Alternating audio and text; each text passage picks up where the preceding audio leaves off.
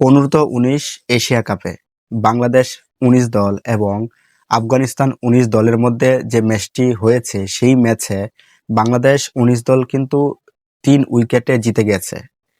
এই ম্যাচটি খুবই রোমাঞ্চকর হয়েছে। এই ম্যাচটি দুর্দান্ত হয়েছে। আফগানিস্তান ১৯ দল তারা প্রথমে ব্যাটিং করে এবং তারা ব্যাটিং করে বাংলাদেশ ১৯ দলের সামনে বড় একটা রান দিয়ে দেয়। ২৮৩ রান সংগ্রহ করে আফগানিস্তান ১৯ দল প্রথমে ব্যাট করে এবং তারা ৫০ ওভারই খেলে। তো এই রানটা কিন্তু বাংলাদেশ ১৯ দলের জন্য একটু বেশি হয়ে গিয়েছিল, কিন্তু তারপরেও বাংলাদেশ ১৯ দলের ব্যাটার পরবর্তীতে ব্যাট করতে নেমে ২ ওপেনার দুর্দান্ত খেলতে থাকে। অসাধারণভাবে তারা দেখে শুনে খেলতে থাকে এবং রানটা ভালো একটা পর্যায়ে নিয়ে যায়। পরবর্তীতে যারা ব্যাটসম্যান এসেছে তাদের জন্য এটা সহজ হয়ে গেছে রানটা তাড়া করা। যদিও মাঝখানে মনে হয়েছিল যে রানটা তাড়া করতে পারবে না, এমন একটা সময় হয়েছিল যে 50-50 অবস্থায় দুই দলের জন্যই ম্যাচ জিতা 50-50 অবস্থার মধ্যে ছিল, কিন্তু পরবর্তীতে বাংলাদেশই জিতেছে এবং ৩ উইকেট থাকতে কিন্তু বাংলাদেশ ম্যাচটা উইন করেছে।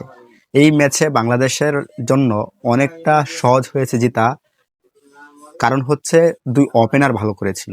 ২৫ ওভার পর্যন্ত ২ ওপেনার খেলেছে, যার কারণে পরবর্তী ব্যাটসম্যানদের জন্য সহজ হয়ে গেছে। যদি ২ ওপেনার ভালো রান না করতে পারতো, মিডল অর্ডার ব্যাটসম্যানরা যেভাবে আউট হয়ে গেছে খুব তাড়াতাড়ি, ম্যাচটা কিন্তু হেরে যেত এভাবে চলতে থাকলে।